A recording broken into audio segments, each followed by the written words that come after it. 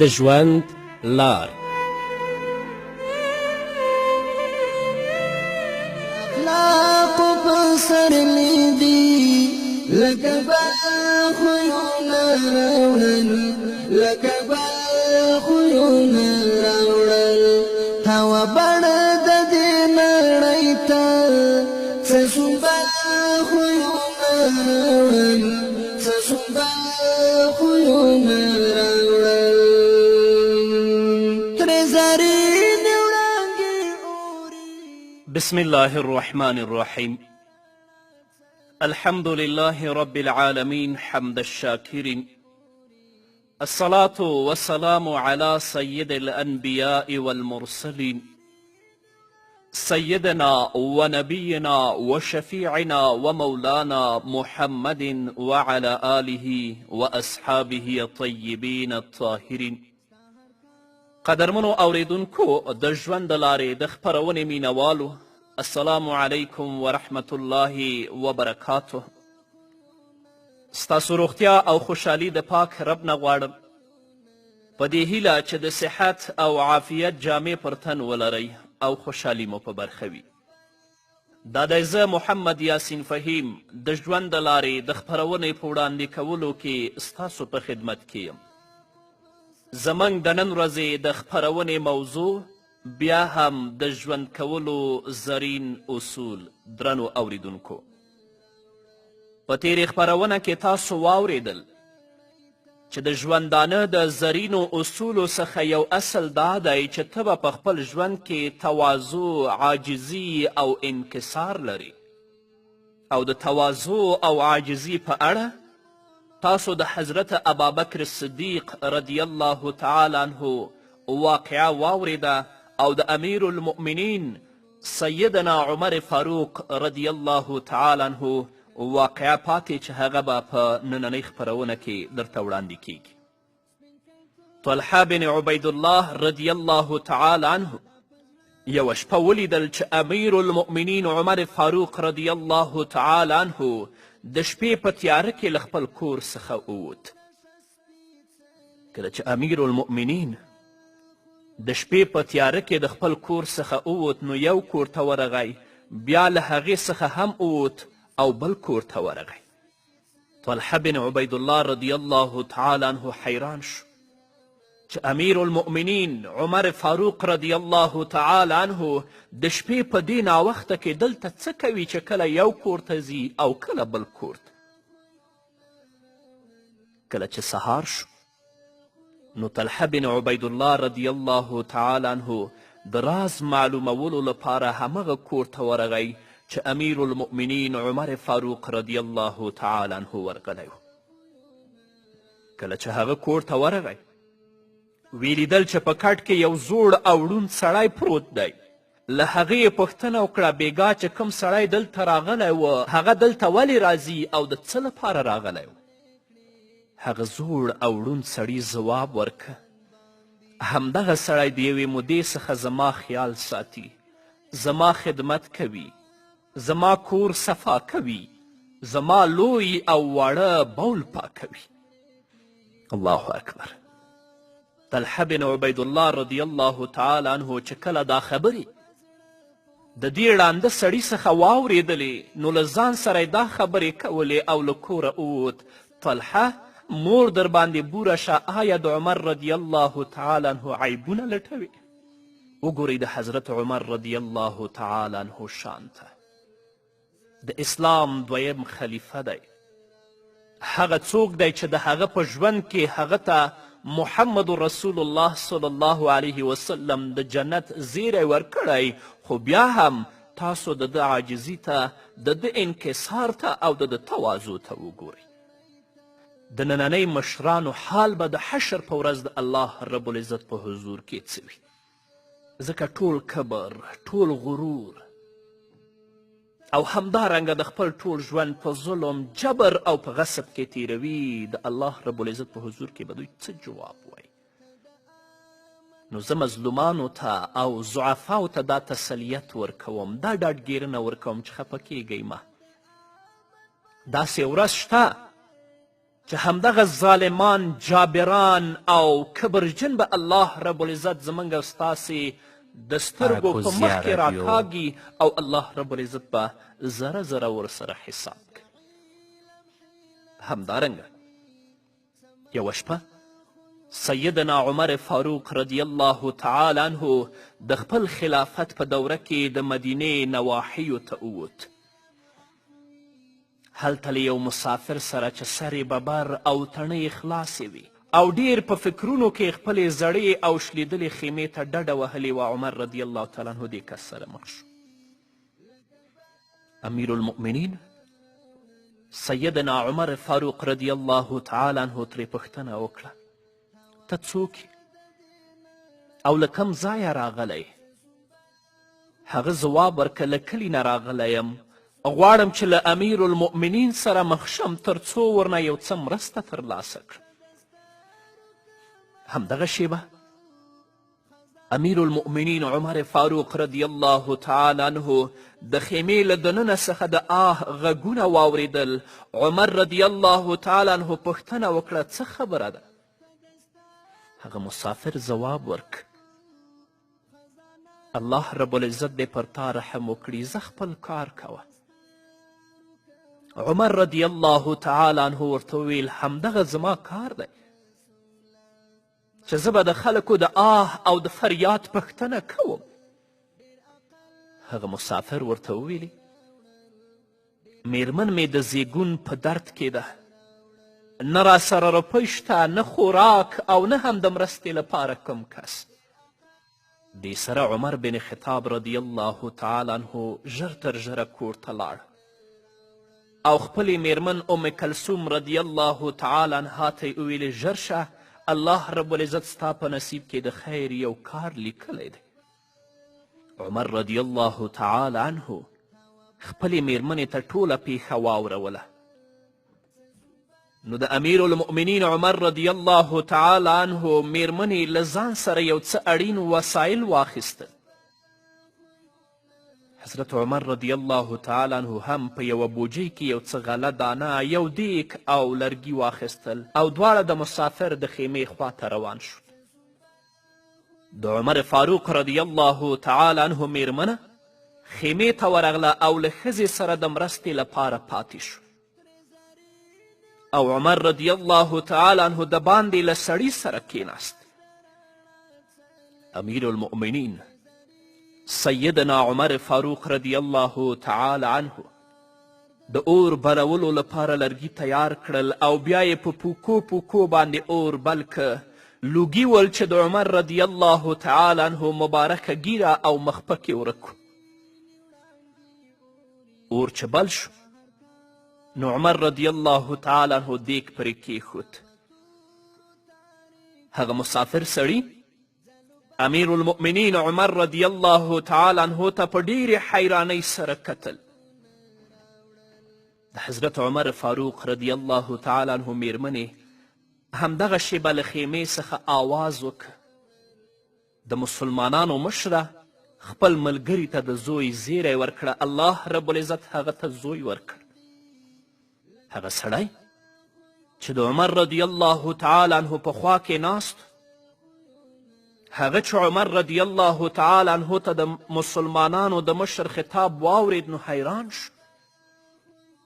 له ځایه پورته شو او پوښتنه یې وکړه، ته د مسلمانانو خلیفه عمر بن خطاب رضی الله تعالی عنه یې؟ عمر رضی الله تعالی عنه ځواب ورکه، هو زه خلیفه یم. دا مسافر سړی مرعوب او اندېښمن غوندې لږ شاته شو. عمر رضی الله تعالی عنه ورته ویل، په خپل ځای کښېنه.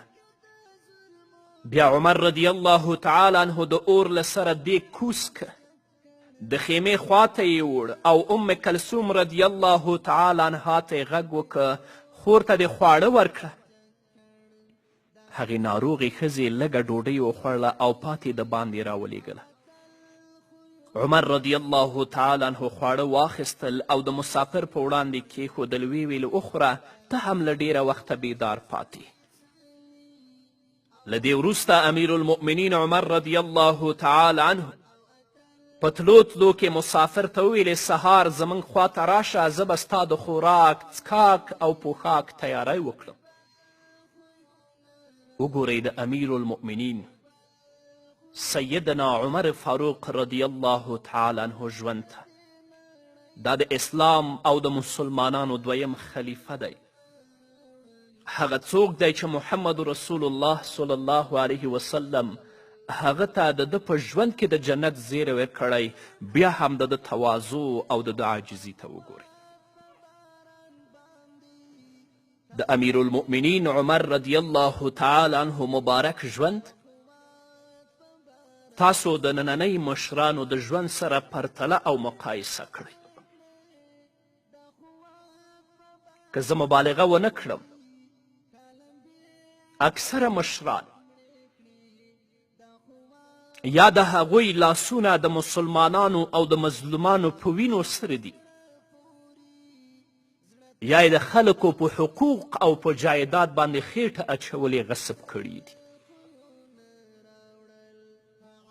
بس دوی به یوه ورځ د الله رب العزت په حضور کې درېږي او الله رب العزت به ترې پوښتنه کوي. نو الله رب العزت دې موږ ته توفیق راکړي چې د محمد رسول الله صلی الله علیه وسلم او د صحابه کرامو رضوان الله تعالی علیهم اجمعین په نقش قدم باندې روان شو. نو د ژوندانه د زرینو اصولو څخه یو اصل دا دی چې موږ به تواضع او عاجزي اختیاروو، د کبر به ځان ساتو او هر عمل چې کوو په هغې کې به زموږ مقصد یوازې د الله رب العزت رضا وي، ځان ښودنه او ریا به نه وي. په اسلافو کې یو تن و چې تر 20 کالو یې داسې روژې نیولې چې یوه ورځ به روژه و او بله ورځ به روژه نه و، خو په دې 20 کالو کې پرې د خپل کور وګړي هم خبر نه شو. د ده د هرې ورځې کار دا و چې سهار له وخته به یې له ځان سره ډوډۍ او کتغ د کار ځای ته وړ. کومه ورځ به چې روژه و په هغې ورځ به یې خواړه صدقه کول او په کومه ورځ به چې بوزه وه خواړه به یې خوړل. ماښام به چې کور ته راغی نو د کور له وګړو سره به یې خواړه خوړل. په اصل کې دغو هستیو د ژوند په ټولو حالاتو کې د الله رب العزت د عبادت شعور ژوندی او بیدار ساتلی. همدوی په حقیقي توګه متقیان و چې په اړه الله رب العزت فرمایي ان للمتقین مفازا حدائق واعنابا وكواعب اطرابا وكأسا دهاقا لا يسمعون فيها لغوا ولا كذابا جزاء من ربك عطاء حسابا. پرته له شکه چې متقیانو لپاره لویه بریا ده، باغونه او انګور دي او نوې ځوانې همعمره ښځې دي او د جنت د پاکو شرابو ډک جامونه دي او دوی به په دغو باغونو کې هیڅ بې ځایه او دروغ خبرې نه اوري. بدله به ورکولی شي متقیانو ته، بدله ستا د رب له لورې ډیره زیاته په حساب د اعمالو سره. نو الله رب العزت دې موږ او تاسو هم د متقیانو په همدغو صفاتو باندې موصوف کړي تر څو الله رب العزت موږ او تاسې د جنت د نعمتونو نه برخمن وګرځوي. په همدې هیله قدرمنو اوریدونکو نور به م واورو خو د یوې دمې نه وروسته.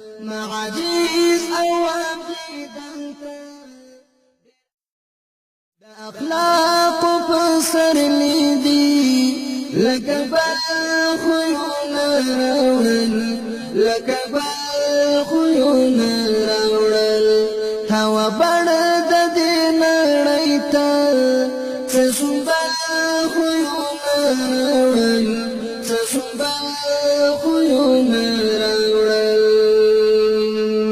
ترې زرینې وړانګې اوري. قدرمنو اوریدونکو بیا هم زموږ سلامونه ومنئ. د ژوندانه د زرینو اصولو څخه یو اصل دا دی چې ته به د پاکي او د نظافت خیال ساتې او د خپل ظاهري ښکلا به برابروي.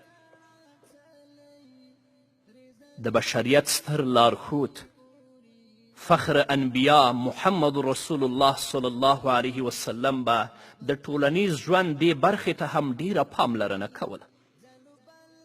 د اخترونو او د جمعو ورځو د لمنځونو لپاره به پاکې او سوچه جامې اچولې او په خاصه توګه له خوشبویي سره محمد رسول الله صلی الله علیه وسلم ډیره مینه درلودله. حضرت انس رضی الله تعالی عنه فرمای چې د محمد رسول الله صلی الله علیه وسلم مبارکه څیره نورانی او ځلانده وه،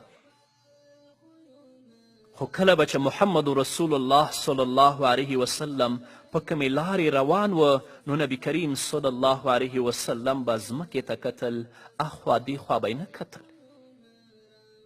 همدارنګه حضرت انس رضی الله تعالی عنه فرمایی ما په ژوند کې هم له داسې وریښمینو سره لاس نه دی لګولی، داسې وریښمین مې نه دی لیدلي چې د محمد رسول الله صلی الله علیه وسلم له مبارک لاس څخه نرم وي، او نه مې داسې خوشبویي بوی کړې چې د محمد رسول الله صلی الله علیه وسلم له خوشبو نه یې ښه بوی لرلی وي. د محمد رسول الله صلی الله علیه وسلم مبارک لاس دومره ښایسته بوی درلود ته به وایې چې همدا اوس یې د عطار د عطرو له مرتبان څخه راویستلی. کم طرف ته به چې محمد رسول الله صلی الله علیه وسلم روان و نو خلکو ته به معلومات کېده چې امام الانبیا فخر الموجودات محمد رسول الله صلی الله علیه وسلم را روان دی، ځکه د هغه خوشبویي به هره خوا خپره. حضرت انس رضی الله تعالی عنه په خپلو خبرو کې وایي محمد رسول الله صلی الله علیه وسلم هیڅکله د خوشبو ډالۍ نه ده رد کړې. د بشریت د ستر لارښود محمد رسول الله صلی الله علیه وسلم مبارکه څیره تر ټولو رڼا او د لمر په څیر ځلانده وه.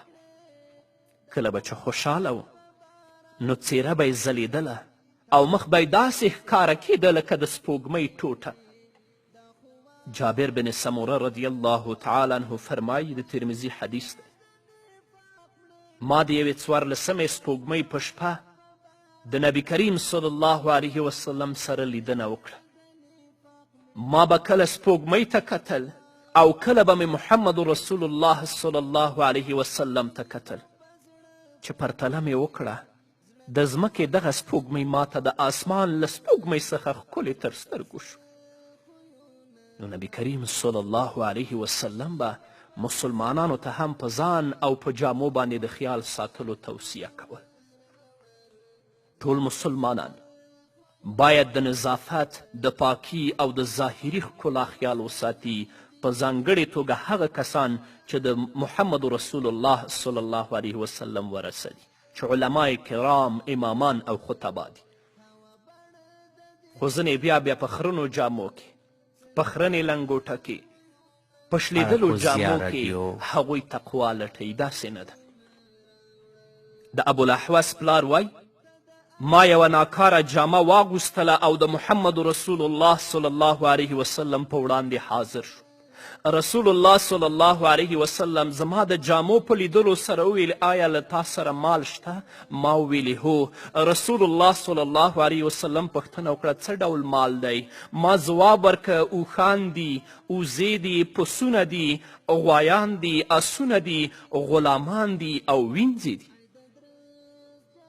زما په دې خبره محمد رسول الله صلی الله علیه وسلم وفرمیل من انعم الله علیه نعمة فإن الله يحب أن يرى أثر نعمته على عبده. چاته چې الله رب العزت کوم نعمت ورکړی وي نو الله رب العزت خوښ ګڼي چې هغه په خپل بنده کې د ورکړې شوو نعمتونو اثرات وګوري. د نسائی حدیث دی. راوی د حدیث جابر بن عبدالله رضی الله تعالی عنه دی. هغه وایي نبی کریم صلی الله علیه وسلم زمون کور ته د لیدنې لپاره راغی. هلته رسول الله صلی الله علیه وسلم یو بدحاله کس ولید چې د سر ویښته یې ببر و. نو نبی کریم صلی الله علیه وسلم ویلي آیا دغه کس داسې کوم شی نشي ترلاسه کولی چې خپل ویښته پرې سم جوړ یا ښکلي کړي ببر سر به محمد رسول الله نه خوښوه همدارنګه محمد رسول الله صلی الله علیه وسلم یو کس ولید چې ناولې او خرنې جامې اغوستې وې د ابوداود حدیث دی د ده په لیدو یې وویلې آیا ده ته اوبه نه پیدا کیږي چې خپلې جامې پرې ومینځي همدارنګه د ابوداود بل حدیث دی رسول الله صلی الله علیه وسلم فرمایي د چا چې ویښته وي یعنې ویښته یې پریښې وي د هغې اکرام دې وکړي یعنې هغه دې پاک وساتي ځینې ورونه شته دی چې ویښته پرېږدي پاک یې وینځي غوړوي یې او په مسنونه طریقه یې پریښي ځینې خو بیا د ویښتو شوقیان دي بخښنه غواړم خو د خپلو ویښتو نه یې د سپږو ګدام جوړ کړی وي چې نه وینځي نه غوړوي او نه ږمنځ کوي نو نبی کریم صلی الله علیه وسلم به ځان او جامو ته د پاملرنې هڅونه کوله او تل به یې ویل د مسلم حدیث دی ان الله جمیل یحب الجمال الله رب العزت ښکلی دی او الله رب العزت ښکلا خوښوي انشاء الله د حدیث به دا معنا نه وي چې یو سړی دې ښکلې او پاکې جامې واغوندي او ځان دې په ښو او ښکلو عطرو سنبال کړي او بیا دې ځان په غریبو او بېوسو خلکو جګ حساب کړي او د خپل لباس د ښکلا له امله دې په تکبر سره په لاره کاږه واږه قدمونه اخلي که څوک داسې کوي نو د قارون کیسه بیا ډېره ښه روښانه ده د بیان حاجت یې نشته د صحابه و کرامو رضی الله تعالی عنه ژوند هم خلکو ته ښکاره دی په هغو کې داسې کسان هم و چې د څارویو پوستکي به یې اغوستل د ډیر فقر له امله به یې د جامو تڼۍ په اغزیو بندولې غټ مثال یې مصعب بن عمیر رضی الله تعالی عنه دی د اسلام راوړو نه وړاندې هغه ډیر مالداره و خو کله چې په اسلام مشرف شو له فقر او نیستي سره مخ شو چې د جامو د نشوالي له امله یې یو ورځ د څاروي پوستکی اغوستی او په هغې کې هم پیوندونه و خو د الله رب العزت په وړاندې ډیر معزز و په هر حال دا جدا مسئله ده موږ یوازې دا خبره د دې لپاره یاده کړه چې د مساکینو او فقراو په زړه کې کومه خبره تیره نشي هسې خو په حدیثو کې ثابته ده چې غریب مؤمن به د مالدار نه 1500 کاله وړاندې جنت ته ځي نو چې وس هم لري چې پاکې جامې واغوندې خپل سر پاک ووینځې بیا یې نه کوې نو ته د محمد رسول الله صلی الله علیه وسلم د ویناو نه بیا مخالفت کوي د الله رب العزت نه ځان لپاره تاسو لپاره او د نړۍ ټولو مسلمانانو لپاره د نیکو اعمالو توفیق غواړم په همدې هیله قدرمنو اوریدونکو دا وه زموږ د نن ورځې خپرونه چې ستاسو درانه حضور ته وړاندې شوه تر بلې خپرونې پورې چې زه بیا هم ستاسو درانه حضور ته راځم تاسو ټول په لوی او بخونکي الله سپارم پاتې ژوند مو نیکمرغه ښاد بریالي او کامیاب اوسئ سپینکی توب د عدل جګ کړ دا دې څومره ښه سپېڅلي او اتل خویونه راوړل او اتل خویونه راوړل دا دې څومره ښه سپېڅلي او اتل خویونه راوړل او اتل خویونه راوړل د اخلاقو په سرلی دي لکه بل خویونه راوړل لکه بل خویونه راوړل هوا بڼه د دې نړۍ ته څه شو بل خویونه راوړل څه شو بل خویونه راوړل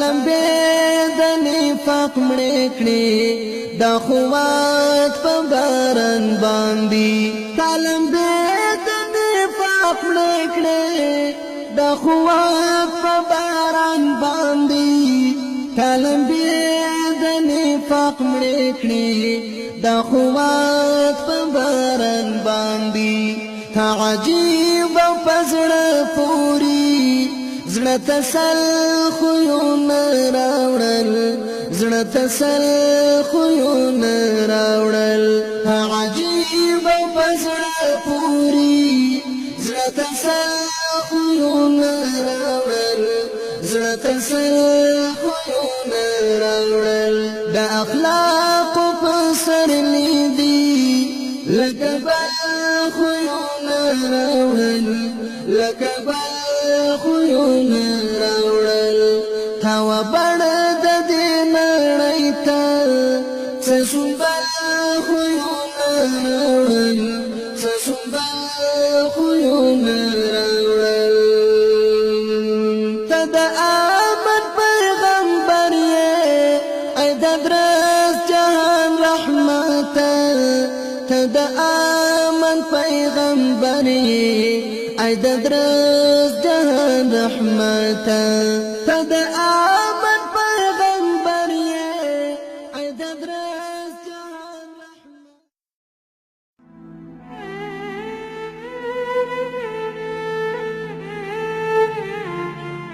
د ژوند لار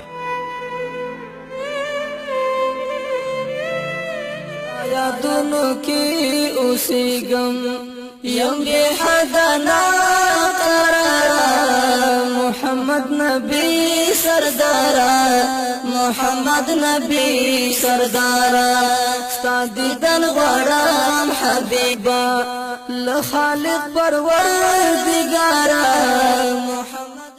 بسم الله الرحمن الرحيم الحمد لله رب العالمين حمد الشاكرين الصلاة والسلام على سيد الأنبياء والمرسلين سيدنا ونبينا وشفيعنا ومولانا محمد وعلى آله وأصحابه الطيبين الطاهرين قدرمنو اوریدونکو د ژوند د لارې د خپرونې مینوالو السلام علیکم ورحمت الله وبرکاته ستاسو روغتیا او خوشحالي د پاک رب نه غواړم په دې هیله چې د صحت او عافیت جامې پر تن ولرئ او خوشحالي مو په برخه وي دا دی زه محمد یاسین فهیم د ژوند د لارې د خپرونې په وړاندې کولو کې ستاسو په خدمت کې یم زمنګ د نن ورځې د خپرونې موضوع بیا هم د ژوند کولو زرین اصول درنو اوریدونکو د ژوندانه د زرینو اصولو څخه یو اصل دا دی چې ته به په خپل ژوند کې تواضع او انکسار لري د کبر او د غرور نه به ځان بچ ساتي که تا په خپل ژوند کې تواضع درلودله که تا په خپل ژوند کې انکسار درلود نو د ژوند نه به خوند واخلي او که د ژوند په کبر او غرور سره تیروه د ټولو په زړونو کې به منفور وي ټول به درنه نفرت او کرکه کوي محمد رسول الله صلی الله علیه وسلم به چې په لاره تیریده او یو معمولی غوندې غلام به ورته د کوم کار په اړه د ودرېدو وویل یعنی چا به پې ظلم کړی و یا به د خپل بادار نه تنګ و نو محمد رسول الله صلی الله علیه وسلم به د هغه بادار ته او د هغه مولا ته د دې غلام سفارش کو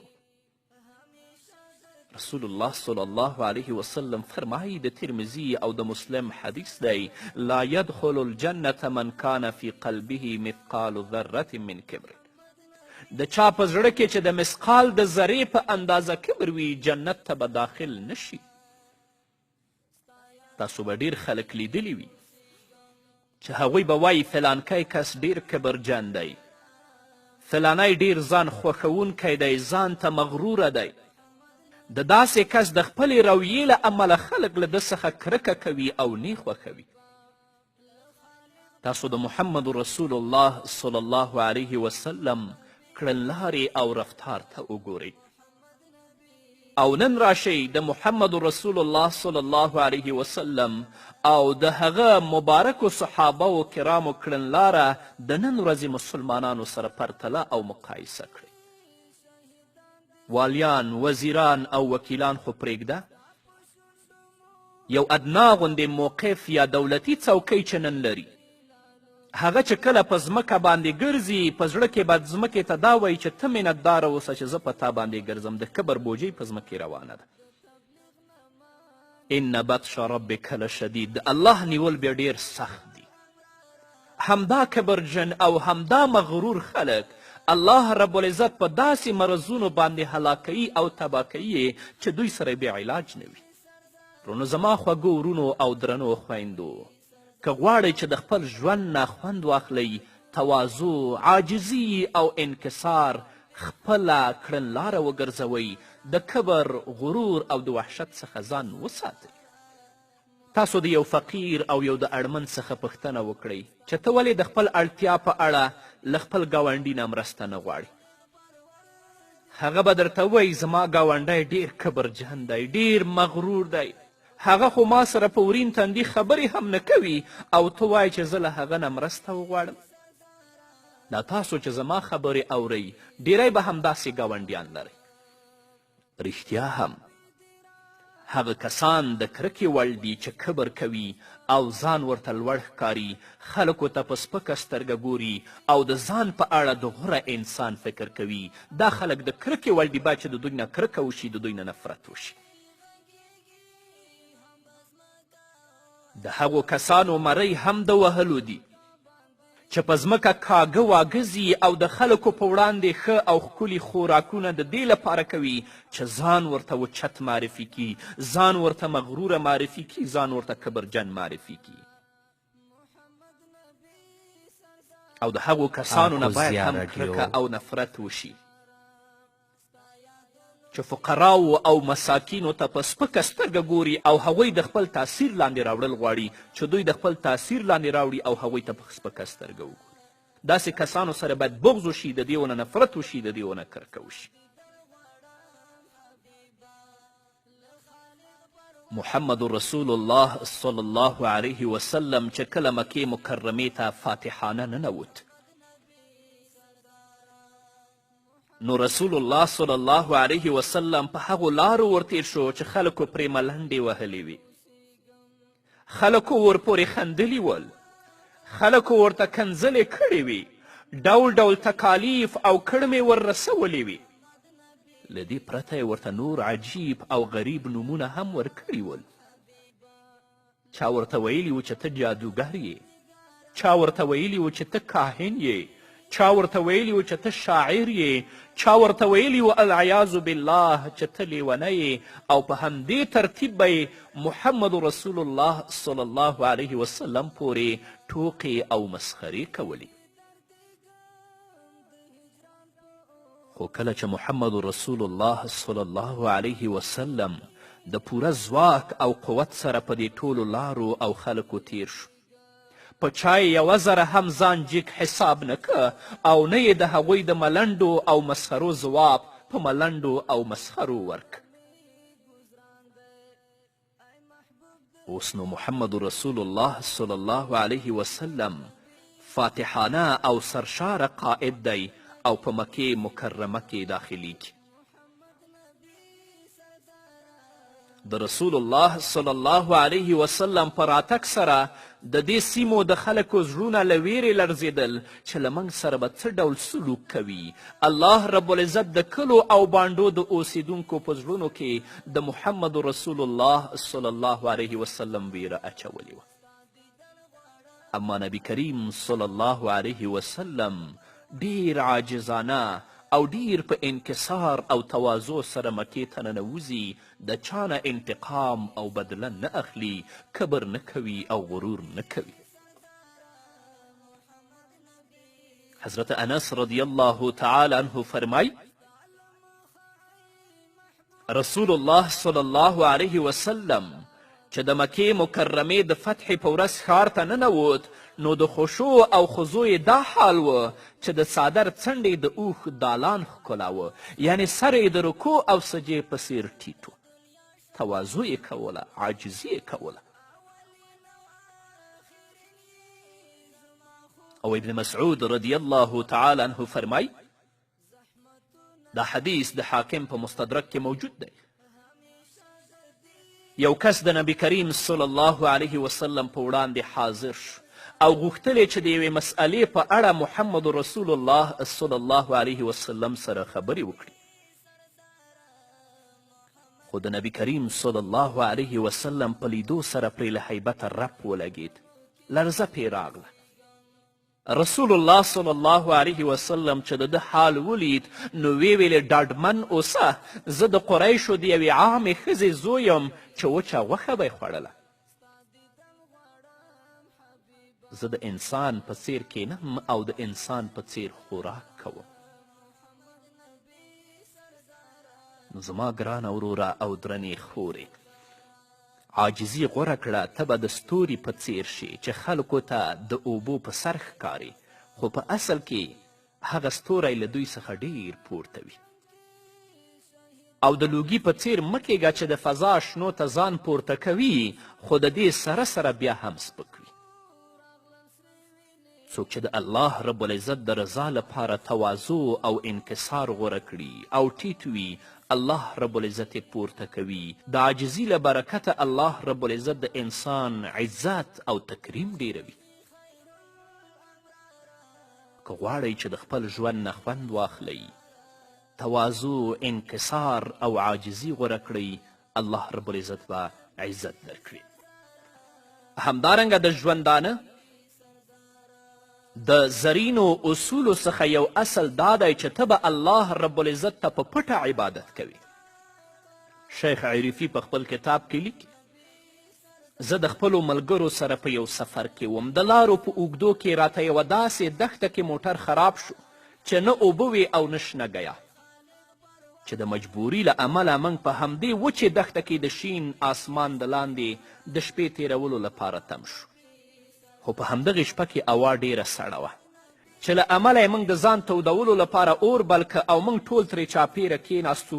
موږ د شپې لنډولو لپاره په ټوکو باندې شروع وکړه تر څو شپه لنډه کړو. شپه پخه شو، موږ همداسې ټوکې کولې چې زموږ له ډلې څخه یو ملګری پورته شو او غلی له موږ نه ځان په څنګ. هغه ډیر نیک انسان و. سهار وختي به په توره تیاره کې جومات ته د جمع لپاره ته د جومات دروازه به ډیری وخت همده بیرته کوله. دا چې زموږ له ډلې څخه بیلیده نو د اوبو لوټه یې له ځان سره واخیسته. ما فکر وکړ چې دا به معذرت ته ځي، خو کله چې د یوې اوږدې شیبې وروسته رانغی نو زه ورپسې ورغلم. ګورم چې هغه له ملګرو څخه لرې د تورې شپې په تیاره کې په ډیر عجز سره د خپل رب دربار ته په سجده پروت دی او د خپل رب د راضي کولو لپاره یې تندی په خړو خاورو ایښی. د هغه له عبادت څخه معلومېده چې د خپل رب سره ډیره مینه لري او زه یقین لرم چې رب تعالی ته به هم ګران وي. د داسې مخفي او پټ عبادت کمه حوصله او بدله چې الله رب العزت په آخرت کې ورکوي په هغې کې خو شک نشته. خو په دنیا کې هم الله رب العزت داسې خلکو ته په بدله کې عزت او فضیلت ورکوي. کلونه وشول زه خپل دغه ملګری ښه پیژنم چې الله رب العزت ورته د ځمکې پر سر مقبولیت ورکړی. نن هغه د اسلام یو لوی داعی دی. خلک د ده په لاس سمې لارې ته راځي. هغه که په بازار یا جومات کې وي نو غټ او واړه ورته په منډه راځي چې له ده سره لاسونه ورکړي. د ښار لوی شتمن او رئیسان هیله لري چې خلک له دوی سره هغه مینه وکړي کومه چې له دې سره کوي، خو زه فکر کوم چې د دوی دغه ارمان به پوره نشي. یو هوښیار خپل حریف ته ویلي و دا چې زه شپه په ویښه تیره کړم او ته یې په خوب تیره کړې، بیا ته هیلهمند یې چې زما په څیر مرتبه او درجه ترلاسه کړې. دا ډیره د تعجب وړ خبره ده. الله رب العزت په خپل کلام کې په سورة مریم کې په 96 آیت کې فرمایي ان الذین آمنوا وعملوا الصالحات سیجعل لهم الرحمن ودا. هغه کسان چې ایمان یې راوړی او نیک عملونه یې کړي ډیر ژر به رحمان ذات د دوی لپاره د خلکو په زړونو کې محبت واچوي. دا سمه خبره ده چې الله رب العزت له چا سره مینه وکړي هغه لپاره په ځمکه کې د مقبولیت دروازه بیرته کوي. د بخاري او د مسلم حدیث دی نبی کریم صلی الله علیه وسلم فرمای الله رب العزت چې له چا سره محبت وکړي جبرائیل امین ته وایي چې زه له فلانکي کس سره محبت کوم له فلانکي سره مینه لرم ته هم له هغه سره محبت وکړه جبرائیل علیه الصلاة والسلام هم له دغه کس سره محبت کوي هغه بیا آسمان والاو ته اعلان کوي چې الله رب العزت فلانکي کس سره محبت کوي تاسو هم له هغه سره محبت وکړئ آسمان والا هم له ده سره محبت کوي بیا د دغه انسان لپاره د ځمکې والاو په زړونو کې محبت نازلیږي نو ځکه الله رب العزت فرمایي ان الذین آمنوا وعملوا الصالحات سیجعل لهم الرحمن ودا هغه کسان چې ایمان یې راوړی او نیک عملونه یې کړي ډېر ژر به رحمان ذات د دوی لپاره د خلکو په زړونو کې محبت واچوي بس الله رب العزت دې زموږ عبادتونه په خپل دربار کې قبول و منظور وګرځوي او کوم عبادت چې موږ او تاسې کوو الله رب العزت دې په هغه کې موږ ته اخلاص راکړي تر څو د الله رب العزت په دربار کې قبول او منظور وګرځي په همدې هیله درنو اوریدونکو نور به واورو خو د یوې دمې نه وروسته ستا یادونو کې اوسېږم یم بې حده ناقراره محمد نبي سرداره محمد نبي سرداره ستا دیدن غواړم حبیب ستا یادونو کې اوسېږم یم بې حده ناقراره محمد نبی سرداره محمد نبی سرداره ستا دیدن غواړم حبیبا له خالق پروردګاره قدرمنو اوریدونکو بیا هم زموږ سلامونه ومنئ او کله چې کوم بنده الله رب العزت ته محبوب نه وي د الله رب العزت د محبت وړ نه وي نو جبرائیل امین ته وایي چې زه له فلانکي کس سره محبت او مینه نه لرم ته هم له هغه سره مینه مه ساته نو جبرائیل له ده څخه کرکه وکړي بیا هغه آسمان والاو یا نورو ملائکو ته اعلان وکړي چې الله رب العزت له دغه بنده سره مینه نه لري تاسو هم له ده څخه کرکه وکړئ اهل سما دې هم له ده څخه کرکه وکړي بیا دغه انسان لپاره ځمکې ته هم کرکه او نفرت راکوز شي ټول خلک له ده څخه کرکه او نفرت کوي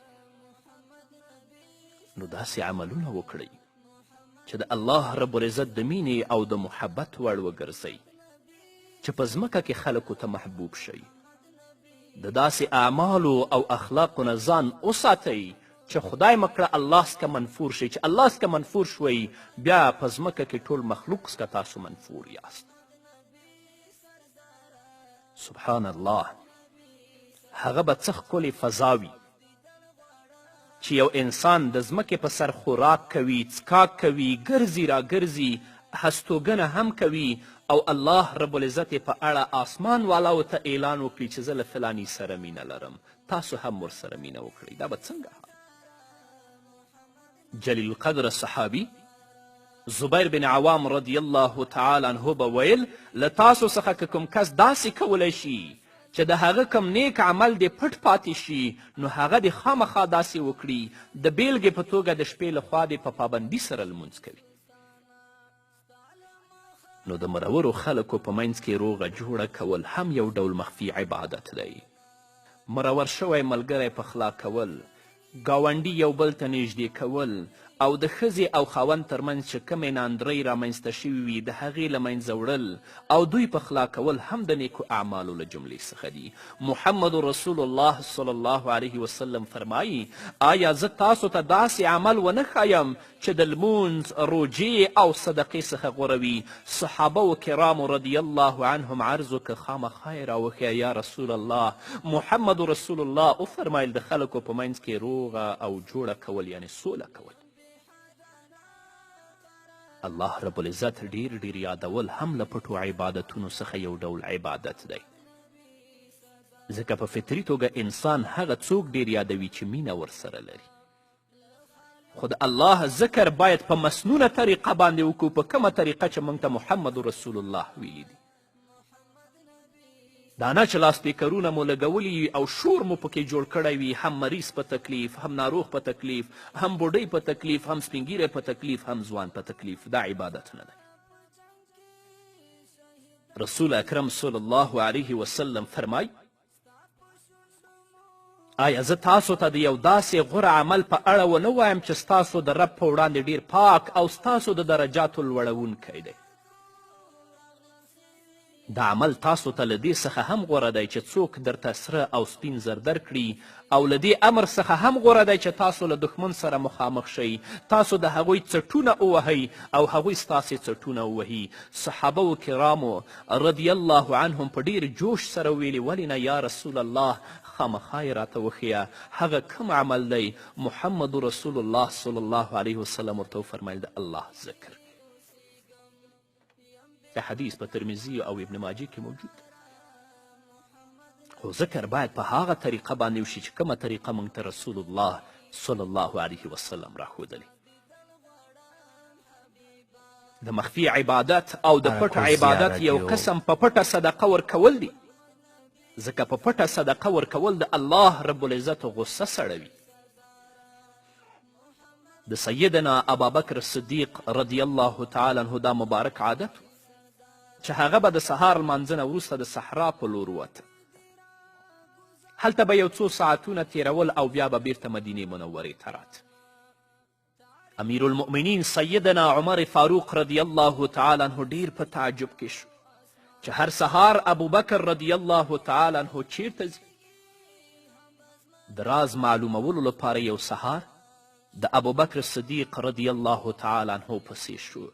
ګوري چې ابوبکر رضی الله تعالی عنه د تل په څیر خیمې ته ننوت. عمر رضی الله تعالی عنه ورته د یوې غټې غټې شاته پټ شو او غلی غلی لیدل چې ابوبکر صدیق څه کوي. د لږې شیبې وروسته ابوبکر رضی الله تعالی عنه له خیمې څخه ووت او بیرته د مدینې منورې په لور روان شو.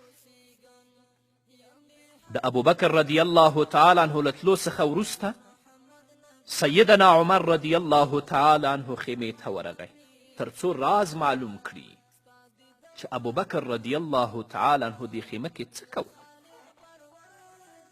چې کله عمر رضی الله تعالی عنه خیمې ته ورغی ګوري چې په خیمه کې یوه ړنده بوډۍ له خپلو بچو سره ناسته ده.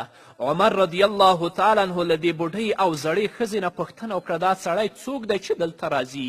هغې بوډۍ ځواب ورکړه زه یې نه پیژنم خو دومره پوهیږم چې یو مسلمان دی او دلته له یوې مودې څخه راځي. عمر رضی الله تعالی عنه بیا پوښتنه وکړه دلته چې راځي نو څه کوي؟ بوډۍ ځواب ورکړه چې زما خیمه جارو کوي، هغه ماته وړه خیشته کوي او له اوزو څخه شیدې راوله شي او له دې وروسته ځي.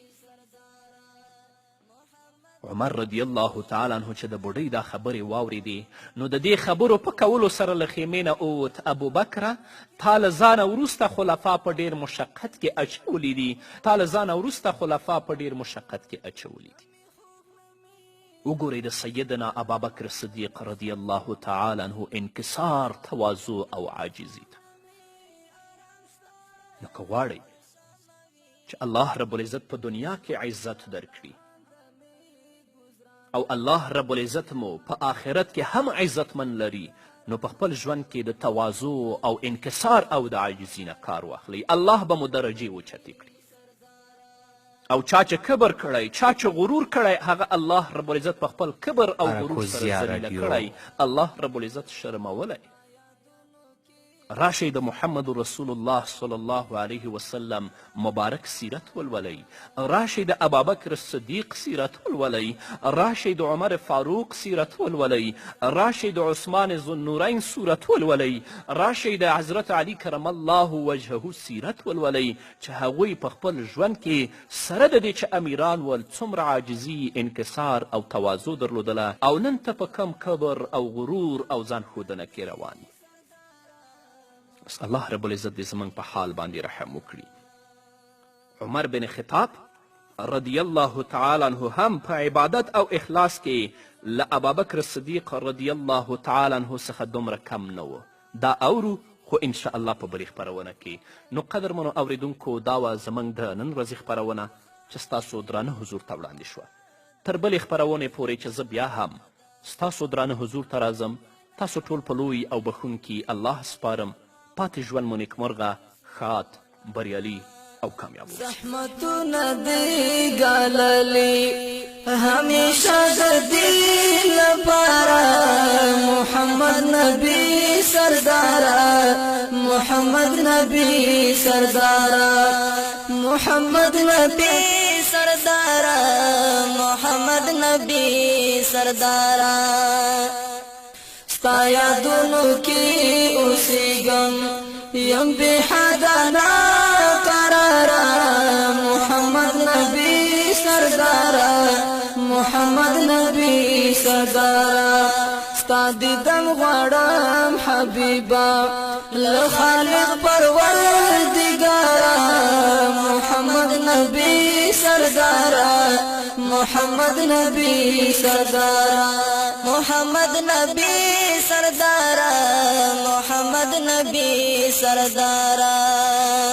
د احد غزا په جنگ کې شهیدان دي شول غاښونه، ستا په شونډو مبارکو راغلل سرې وینې لالونه، ستا په شونډو مبارکو راغلل سرې وینې لالونه.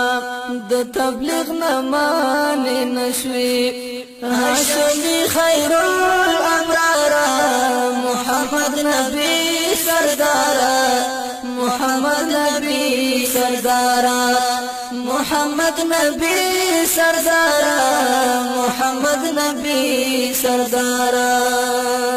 ستا یادونو کې اوسېږم یم بې حده ناقراره، محمد نبي سرداره، محمد نبي سرداره.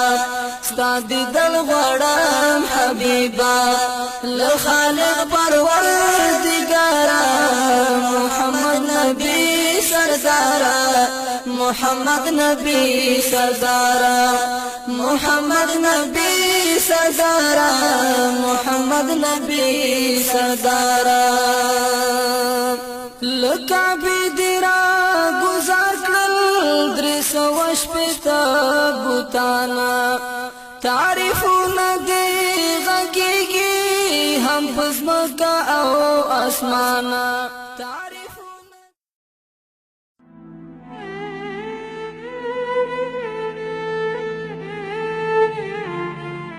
د ژوند لار.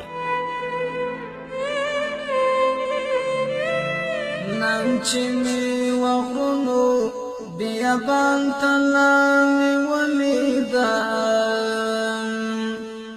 دغه مې ورک شوي خپل جانان ته لارې ولیدم. نن چې مې وغرونو، نن چې مې وغرونو بیابان ته لارې ولیدم، دغه مې ورک شوي خپل جانان ته لارې ولیدم. نن چې مې وغرونو بیابان ته لارې ولیدم، دغه مې ورک شوي خپل جانان ته لارې. بسم الله الرحمن الرحيم. الحمد لله رب العالمين حمد الشاكرين، الصلاة والسلام على سيد الأنبياء والمرسلين سيدنا ونبينا وشفيعنا ومولانا محمد وعلى آله وأصحابه الطيبين الطاهرين. قدرمنو اوریدونکو د ژوند د لارې د خپرونې مینوالو، السلام علیکم ورحمة الله وبرکاته. ستاسو روغتیا او خوشحالي د پاک رب نه غواړم، په دې هیله چې د صحت او عافیت جامې پر تن ولرئ او خوشحالي مو په برخه وي. دا دی زه محمد یاسین فهیم د ژوند د لارې د خپرونې په وړاندې کولو کې ستاسو په خدمت کې یم. زموږ د نن ورځې د خپرونې موضوع بیا هم د ژوند کولو زرین اصول. درنو اوریدونکو، د ژوندانه د زرینو اصولو څخه یو اصل دا دی چې کله یو مسلمان ورور تا ته اړ کیږي او هغه په یوې پیښه کې ستا مرستې ته حاجت او ضرورت لري نو ته به هغه سره مرسته کوې د هغه حاجت او ضرورت به ورپوره کوې. الله رب العزت په خپل کلام کې په سورة بقره کې 195 آیت کې فرمای واحسنوا ان الله يحب المحسنین. الله فرمایي تاسو نیکي وکړئ پرته له شکه چې الله رب العزت نیکي کوونکي خوښوي. همدارنګه نبی کریم صلی الله علیه وسلم فرمای لئن امشي مع اخي في حاجة احب الي من ان اعتكف في هذا المسجد يعني مسجد المدينة شهرا. رسول الله صلی الله علیه وسلم فرمای که زه د خپل ورور په کم کار کې په کار راشم یعنی هغه سره مرسته کولی وشم نو دا زه له دې نه ډیر خوښوم چې زه په دې خپل جماعت کې یوه میاشت اعتکاف وکړم یعنی په هغه جماعت کې چې په مدینه کې دی. همدارنګه د بخاري حدیث دی نبی کریم صلی الله علیه وسلم فرمای ومن کان فی حاجت اخیه کان الله فی حاجته. څوک چې د خپل ورور په کم کار یعنی حاجت پوره کولو کې لګیا وي الله رب العزت به د ده حاجتونه پوره کړي. الله رب العزت به دا بینوا نه پرېږدي. محمد رسول الله صلی الله علیه وسلم به چې په لاره روان که کومه وینځه یا غلام به ورته راغی او یو څه به یې ورته وویلې او یو څه به یې ترې وغوښتل نو محمد رسول الله صلی الله علیه وسلم به په سړه سینه خبرو اوریدلو ته ودرید. داسې به هم کېدل چې نبی کریم صلی الله علیه وسلم به د هغه بادار ته ورغی او د غلام یا وینځې مسئله به یې ختمه کړه. رسول الله صلی الله علیه وسلم به له خلکو سره ناسته ولاړه کوله او که د هغوی لخوا به کومه ستونزه ورپېښه شوه نو محمد رسول الله صلی الله علیه وسلم به صبر کوه. د نبی کریم صلی الله علیه وسلم کړنه له خلکو سره له رحم او عاطفې څخه ډکه وه. هغوی او ځان به یو جسد باله. د غم ځپلي د غم د رنځور د رنځ او د اړمن د اړمني خیال به محمد رسول الله صلی الله علیه وسلم ساته. یوه ورځ رسول الله صلی الله علیه وسلم له صحابه و کرامو سره په مجلس کې ناست و او له هغوی سره په خبرو بوخت و. له لرې څخه څو کسان د راتګ په حالت کې ښکاره شول. دا راتلونکي فقرا او مساکین ول او د نجد د مضر له قبیلې سره تړاو درلود. د فقر او د غربت یې دا حال و چې د جامو ګنډلو لپاره یې د ستنې او تار وسه هم نه درلوده. له همدې امله به دوی رخ په منځ دوکه او په غاړه کې به یې اچوه. دوی سره تورې هم وې خو له جامو پرته یې له یوه سره هم پګړۍ او صادر نه و. رسول الله صلی الله علیه وسلم چې د دوی دا بربندي او ناداري ولیدله نو نبی کریم صلی الله علیه وسلم خفه شو او سم د واره پاڅېد کور ته لاړه چې د دوی لپاره یو څه راوړي خو په کور کې څه داسې شی پیدا نه کړل چې د دوی په کار راغلی وی. له دې کوره ووت او بل کور ته لاړه خو هلته یې هم څه ونه موندل. له دې کوره چې ووت نو سیده د جماعت په لور لاړ. هلته یې د ماسپښین جمع ورکړه منبر ته پورته شه د الله رب العزت حمد او ثنا یې بیان کړه او وی فرمایل چې الله رب العزت په خپل کلام کې فرمای یا ایها الناس اتقوا ربکم الذي خلقکم من نفس واحدة وخلق منها زوجها وبث منهما رجالا كثيرا ونساء واتقوا الله الذي تساءلون به والأرحام ان الله كان عليكم رقيبا. ای خلکو له خپل هغه رب نه وویرېږئ چې هغه تاسې له یو تن څخه پیدا کړئ او له هماغه تن څخه یې د هغه جوړه منځته راوړه او له دې دواړو نه یې په نړۍ کې ډېر نارینه او ښځې خواره کړل. له هغه رب نه وویرېږئ چې د هغه په وسیله تاسو له یو بل نه خپل حقوق غواړئ او د خپلولي او پیوندونو له غوڅولو نه ډډه وکړئ. باور ولرئ چې الله رب العزت پر تاسو څارونکی دی. محمد رسول الله صلی الله علیه وسلم په همدې ترتیب آیتونه لوستل او خلکو ته نصیحت کاوه. نبی کریم صلی الله علیه وسلم خلکو ته وفرمایل صدقه وکړئ له دې وړاندې چې وی نشئ کولی، صدقه وکړئ وړاندې له دې چې تاسو له صدقې کولو نه منع شئ. هر انسان د خپل درهم او دینار، غنم او اوربشې صدقه کړي او د صدقې هیڅ شی دې سپک نه بولي، بیا یې د صدقې بڼې وشمیرلې او په آخر کې ویلې صدقه وکړئ که څه هم نیمه کجوره او نیمه خرما وي. کله چې محمد رسول الله صلی الله علیه وسلم دا خبره وکړه نو د انصارو یو کس د یوې ډکې کڅوړې سره منبر ته پورته شه او کڅوړه یې محمد رسول الله صلی الله علیه وسلم ته ورکړه. کله چې کڅوړه محمد رسول الله صلی الله علیه وسلم ته ورکړه نو د نبی کریم صلی الله علیه وسلم مبارکه څیره له خوښي څخه وځلیده او د دې نه وروسته نبی کریم صلی الله علیه وسلم وفرمایل چا چې کوم ښه سنت جاري که او په هغې عمل وشه نو ده ته به د دې سنت جاري کولو او د هغو خلکو اجر په برخه شي څوک چې پرې عمل کوي، په داسې حال کې چې د دوی په خپل عمل کې به څه کمی نه راځي. او هر چا چې کوم بد سنت جاري که، بد تهداف او بد بنسټ یې کیښوده نو ده ته به د دې بدې لارې د جاري کولو ګناه او د هغو خلکو ګناه رسی څوک چې پرې عمل کوي، په داسې حال کې چې د دې خلکو خپله ګناه به هم نه کمیږي. رسول الله صلی الله علیه وسلم دا خبره ځکه وکړه چې دې انصاري د نیکو بنسټ کیښوده.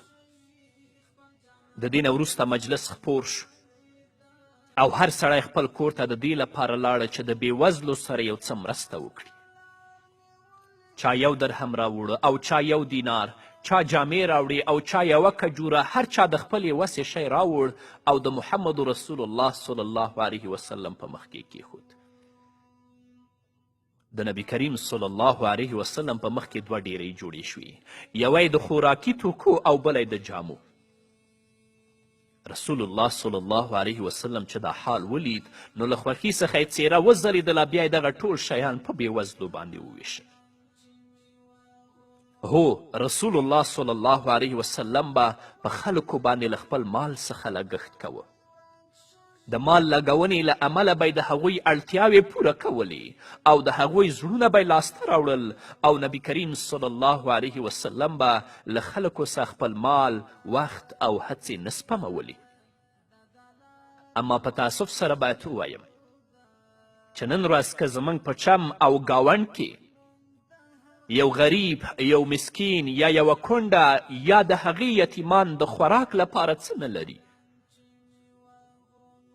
او موږ په هر وخت کې د قسمه قسمه خوراکونو او د قسمه قسمه میوو نه ګټه اخلو، د هغوی په غم کې نه یو، داسې نه کوو چې هغوی لپاره د هغوی د ضرورت او هغه څه ته چې هغوی اړمن دي او اړ دي ورته هغه ورته پوره کړو.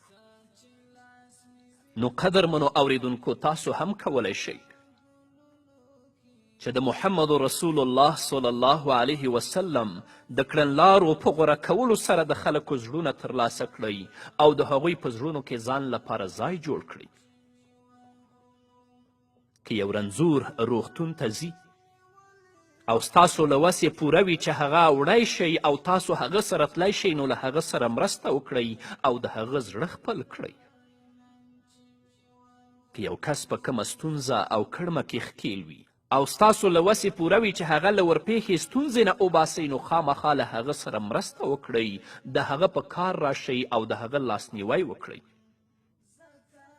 که داسې مو وکړل نو هغه به تاسو ته دعا وکړي، له تاسو سره به مینه وکړي او کله چې تاسو ته کومه ستونزه پیښه شي هغه به در سره مرسته وکړي. یو شاعر فرمای له خلکو سره ښه وکړه ته به د هغو زړونه د ځان تابع وکړي. ډیری وخت داسې کیږي چې احسان انسان خپله وي، نو څوک چې د نورو لپاره ژوند کوي هغه به خامخا تکلیفونه ګالي، خو په ټول عمر کې به خلک هغه ته په درنه سترګه ګوري، د هغه عزت به کوي او له مرګه وروسته به هم یادوي. نو الله رب العزت دې موږ ته توفیق راکړي هغه څه چې زموږ په وس کې وي یا څوک زموږ مرستې او زموږ کومک ته اړتیا لري چې د هغوی مرستې ته ور ودانګو او د الله رب العزت د رضا لپاره د هغوی خدمت وکړو، تر څو هغه مسئولیت چې د یو مسلمان په صفت باندې یو مسلمان لري هغه موږ ادا کړی وي. په همدې هیله قدرمنو اوریدونکو نور به م واورو، خو د یوې دمې نه وروسته. مونږ د هر خون خور چو او تلام تلار مې ولیده، نن چې مې وغرونو بیابان تلار مې ولیده، دغه مې ورک شوي خپل جانان تلار مې ولیده، نن چې مې نن چې مې وغرونو بیابان تلار مې ولیده، دغه مې ورک شوي خپل جانان تلار مې ولیده، نن چې مې وغرونو بیابان تلار مې ولیده، دغه مې ورک شوي خپل جانان. قدرمنو اوریدونکو بیا هم زموږ سلامونه ومنئ. همدارنګه د ژوندانه د زرینو اصولو څخه یو اصل دا دی کم کار چې نشي کولی د هغې ذمهواري مه اخله. شیخ عرفي په خپل کتاب کې لیکي زما له یو دینداره عالم متقي او با اخلاق انسان سره ملګرتیا وه او هغه په خپل کلي کې امام و. ما ډیر خلک لیدلی چې د هغه مذمت به یې کوه او هغه پسې به یې بدې ردې ویلې. زه به د دوی په خبرو حیران شوم خو کوم ځواب به راسره نه و چې دوی ته مې ورکړی وی. یوه ورځ د دغه امام یو ګاونډی زما خواته راغی او ما ته ویلې ای شیخه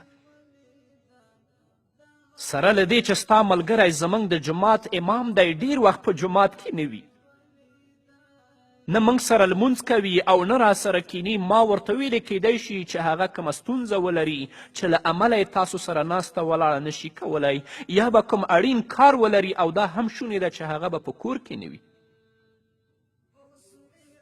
هغه راته ویلې ای شیخه د هغه موټر د هغه دوره مخې ته ولاړ وي او زه یقین لرم چې هغه به په کور کې وي، خو سره له دې چې امام دی د جمعې د لمانځه لپاره جومات ته نه راځي. شیخ عرفي لیکي زما له هغه امام سره همدردي وه، زما ملګری و، ما غوښتل چې له هغه سره مرسته وکړم، په همدې موخه مې د حل لارې لټولو هڅه وکړه. د لږو هلو ځلو وروسته راته معلومه شوه چې هغه ولې جومات ته نه ځي. هغه د جومات امام دی او خلک د خپلو ستونزو د حل لپاره هغه ته راځي او بیا ترې د مرستې غوښتنه کوي او دا ورسره وعده کوي چې زه ستاسو مشکلات او ستونزې حل کوم. له همدې امله به د اړمنو خلکو کتارونه د کور مخې ته جوړ ول. دا چې د یو معمولي صلاحیت خاوند و او له چا سره یې راشه درشه نه لرله او نه یې په حکومتي چارو کې له چا سره پخه اړیکه لرله چې د ستونزو د حل لاره یې ورته پیدا کړې وی، نو له همدې امله به چې له چا سره د مشکل د حل وعده وکړه او بیا به زور ونه رسېده نو بیچاره به له شرمه له کوره د باندې نه شو راوتلی.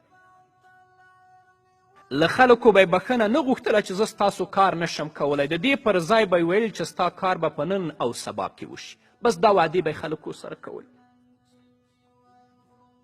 خلکو ته به یې وعدې ورکولې چې په دې ورځ به دې کار وشي. هغه اړمن به چې په ټاکلې نیټه راغی نو دی به ترې په کور کې پټ شو. د همدې لاملونو له امله یې حال دا شو چې نه یې د چا د موبایل زنګ پورته کوه او نه به د دروازې ټک ټک ته ورته. کله کله به چې د لارې په سر چا ناګهانه ونیوه نو په څه چل او بهانو به یې ځان ترې خلاص که او بیا به په جمو له کوره نه راوت.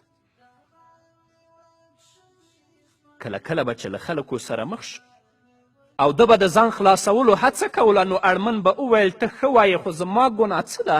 ولې دې له ما سره وعدې کولې او ولې دې ما ته امیدونه راکول؟ ځینې خلکو به ورته داسې هم ویل زما له تا نه دا امید نه و تا چې ما سره وعده وکړه نو ما نور خلک پرېښودل او تا ته په انتظار کېناستم خو تا را سره داسې وکړه. شیخ عرفي لیکي زه چې کله د هغه له حالت څخه خبر شوم نو پوه شوم چې هغه په خپل لاس ځان لپاره یوه کنده کښېنېدلې وه چې بیا پکې پرېوت. ما یوه ورځ ولید چې یو کس ته یې ډېره زاري کوله او له هغه نه یې بښنه غوښته چې ستا کار مې ونه شو کړی. هغه ورته په ډېره تنده لهجه ویل سمه ده چې نه دې شو کولی نو زما وخت دې ولې ضایع که؟ آیا د موضوع په سر کې دې راته نه شو ویلی چې زه دې کار نشم کولی؟ په ما دې دا دومره وخت عبث تیر که. کله چې ما د دې دا حال ولیده نو دغه له حکمت څخه ډک قول مې را په یاد شو چې په پیل کې بښنه غوښتل له وروستنۍ بښنې څخه 100 ځله غوره وي. هر انسان ته پکار ده چې خپلو صلاحیتونو، قابلیتونو او اهلیتونو ته په کتو سره خپل څادر سره سمې پښې وغځوي. الله رب العزت هم د همدغې کړنلارې له مخې زموږ روزنه کوي. فرمایي لا یکلف الله نفسا الا وسعها. الله رب العزت هیڅ نفس ته د هغه له وسې نه پورته مسئولیت نه متوجه کوي. همدارنګه الله رب العزت فرمایي لا یکلف الله نفسا الا ما اعطاها. الله رب العزت چې چاته څومره ورکړي دي له هغې نه په زیاتو هغه نه مکلفوي. او نبی کریم صلی الله علیه وسلم هم له دې خبرې سره منع کړي چې یو انسان کوم کار نشي کولی د هغې ذمهواري دې نه اخلي. نو د هغه کار صلاحیت چې ته لرې یا د پوره کولو صلاحیت لرې د هغې ذمهواري واخله او د کوم صلاحیت او د پوره کولو چې ته وس نه لرې هغه مه کوه. بس الله رب العزت دې موږ ته توفیق راکړي چې هغو کارونو ته مخه کړو چې په هغو باندې رب راضي کیږي او د اړمنو مسلمانانو مرستې ته ور ودانګو او د دې ترڅنګ د هغو څیزونو وعده چا سره وکړو چې د هغې د پوره کولو وس لرو. په همدې هیله قدرمنو اوریدونکو دا وه زموږ د نن ورځې خپرونه چې ستاسو درانه حضور ته وړاندې شوه. تر بلې خپرونې پورې چې زه بیا هم ستاسو درانه حضور ته راځم تاسو ټول په لوی او بخونکي الله سپارم. پاتې ژوند مو نیکمرغه، ښاد، بریالي او کامیاب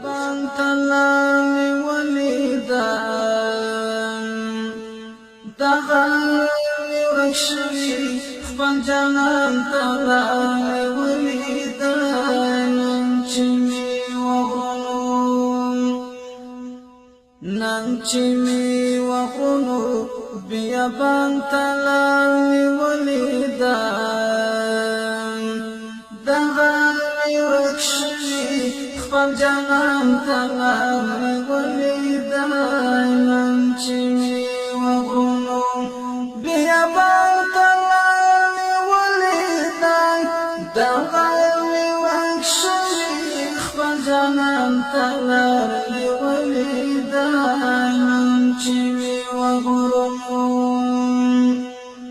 ورکرانا یوسف دی چې دا زه پسې تعصف کوم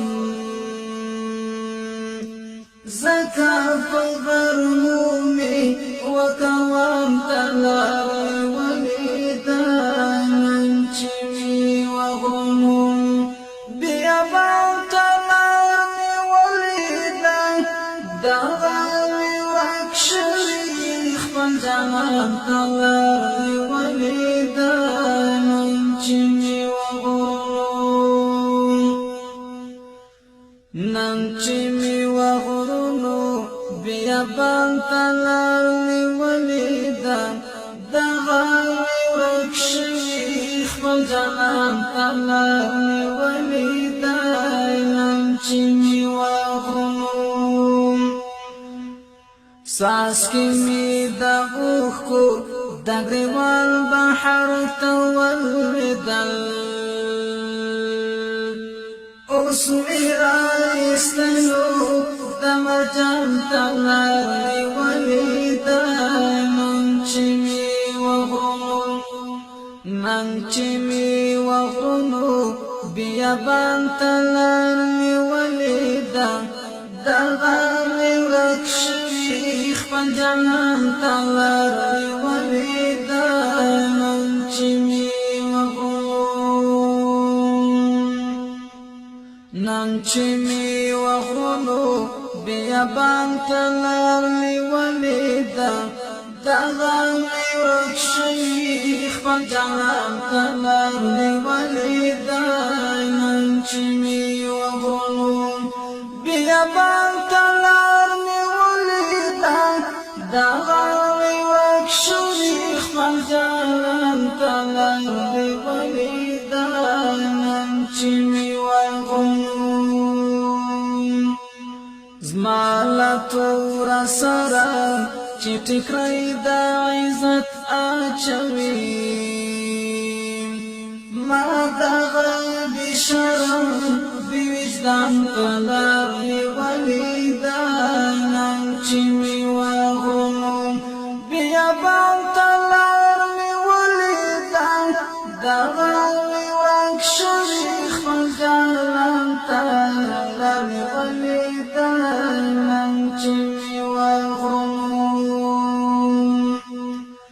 مینا دا کوینا دا دلار دا بریو دا من دا هر خون خور چور او تلام تلار می ولیدا ننچی می وغرونو بیابان تلار می ولیدا دا غامی ورکشوی خپل جانان تلار می ولیدا ننچی می وغرونو سچی لاس می وینی شگی دوی کلم پا گلونو کی سمرا دیر کلونا می باغوان تلار می ولیدا ننچی می وغرونو بیابان تلار می ولیدا دغامی ورکشوی خپل جانان تلار می ولیدا ننچی می وغرونو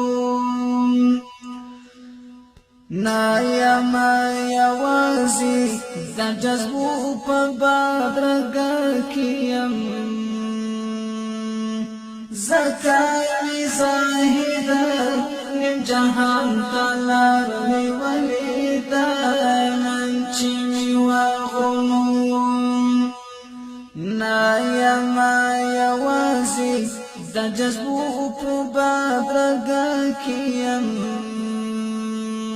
زکای زاہدہ نیم جہان تلار می ولیدا ننچی می وغرونو بیابان تلار می ولیدا دغامی ورکشوی خپل جانان تلار می ولیدا ننچی می وغرونو بیابان تلار می ولیدا دغامی ورکشوی خپل جانان تلار می ولیدا ننچی می وغرونو مینا دا کوینا دا دلار دا بریو دا من دا هر خون خورچو او تلام تلار می ولیدا ننچی می وغرونو بیابان تلار می ولیدا دغامی ورکشوی خپل جانان تلار می ولیدا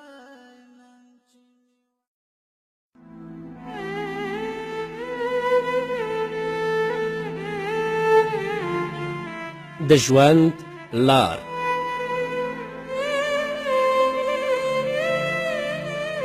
ربي جانان تزم مدني جانان تزم فجرا او بسرقو بقريش جانان تزم عربي جانان تزم مدني جانان تزم فجرا او بسرقو بقريش جانان تزم.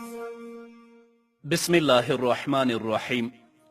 الحمد لله رب العالمين حمد الشاكرين.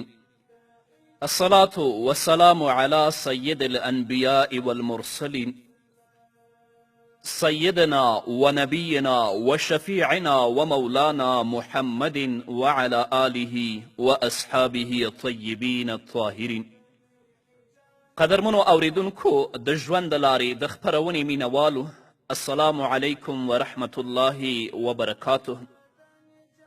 ستاسو روغتیا او خوشحالي د پاک رب نه غواړم، په دې هیله چې د صحت او عافیت جامې پر تن ولرئ او خوشحالي مو په برخه وي.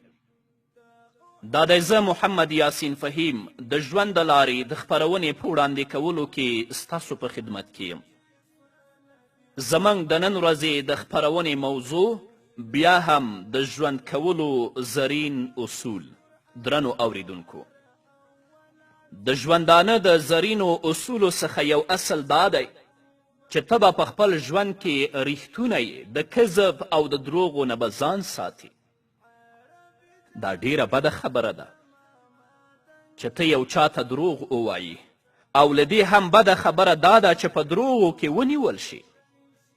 د دروغو ویلو له امله خلک له تاسو څخه کرکه کوي، خلک له تاسو شکایت نه کوي، خو کله چې تاسو خبرې کوئ هغوی یې نه اوري، او که ستاسو خبرې واوري نو ستاسو پر خبرو بیا باور او یقین نه کوي.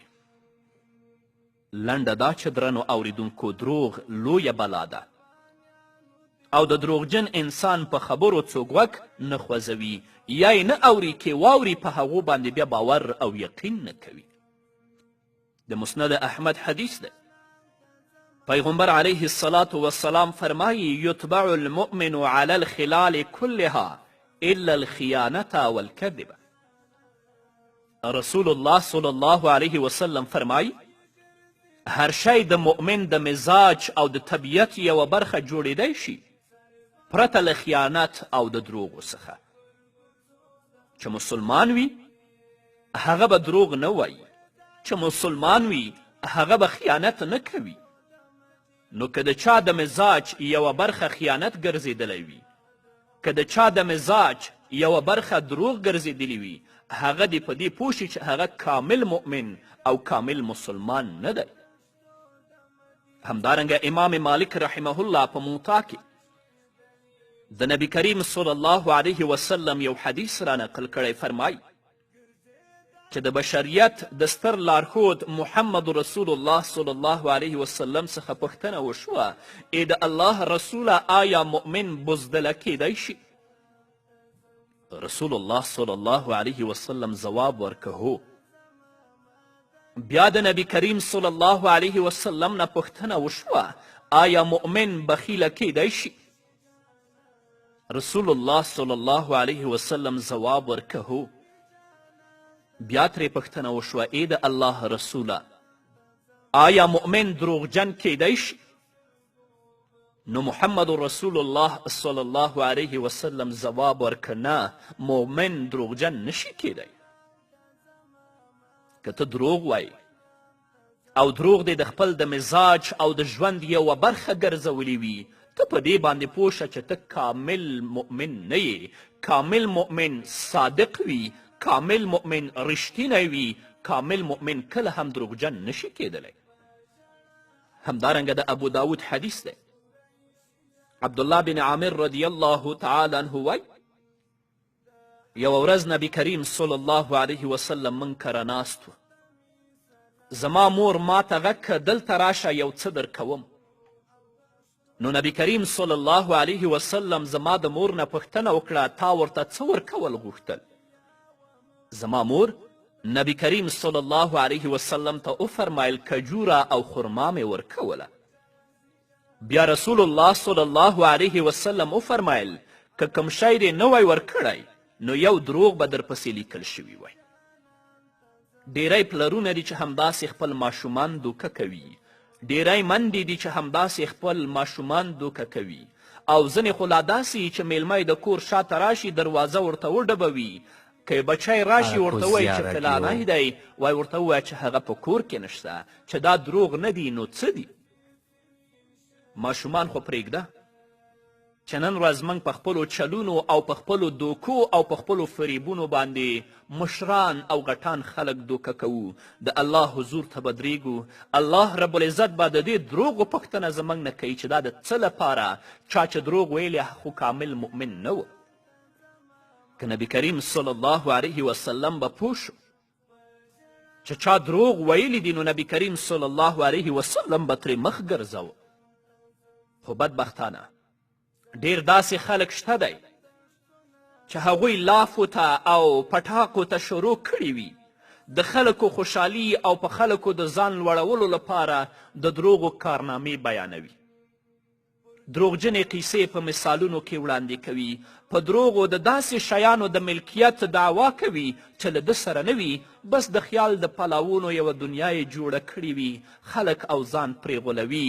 خو کله چې په دروغو کې ونیول شي د ځان خلاصون لپاره 100 رنګه بهانې پیدا کوي چې دا یې له دروغو بدتر کار شي.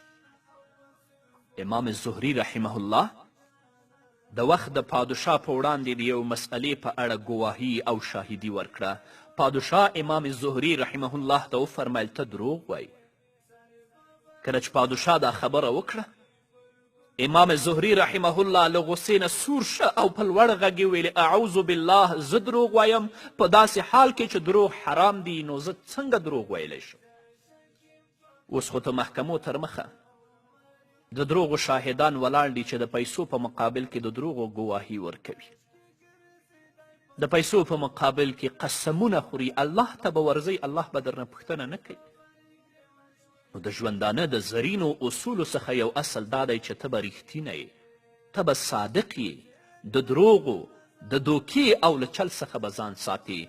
ځکه که ته په دروغو او دوکې او چل سره پیسې لاسته راوړي نو کمې پیسې چې د دې لارې تا لاسته راوړي دي هغه حرامې دي. که د اولاد ته راوړي، که د میرمنې ته راوړي او که د مور و پلار ته راوړي نو خپله ټوله کورنۍ تا په حرامو سره تربیت کړه. همدارنګه د ژوندانه د زرینو اصولو څخه بل اصل دا دی چې ته به په خپلو اصولو باندې ثابت قدمه یو موقف او دریځ به لرې اوړې را اوړې به نه. د انسان شخصیت چې څومره قوي کیږي او پخیږي او هر څومره چې په خپلو اصولو ثابت قدمه پاتې کیږي هغومره یې په ژوند کې اهمیت پیدا کیږي. د بیلګې په توګه که تاسو په خپل ژوند کې د ځان لپاره داسې اصول وټاکئ چې زه به هیڅ کله او په هیڅ نوم رشوت نه اخلم، که څه هم خلک ورته هر ډول ښکلی نوم ورکي لکه نظرانه، ډالۍ، شکرانه، کمیشن او داسې نور، خو زه به یې قبول نه کړم او په خپلو اصولو به ثابت قدمه یم.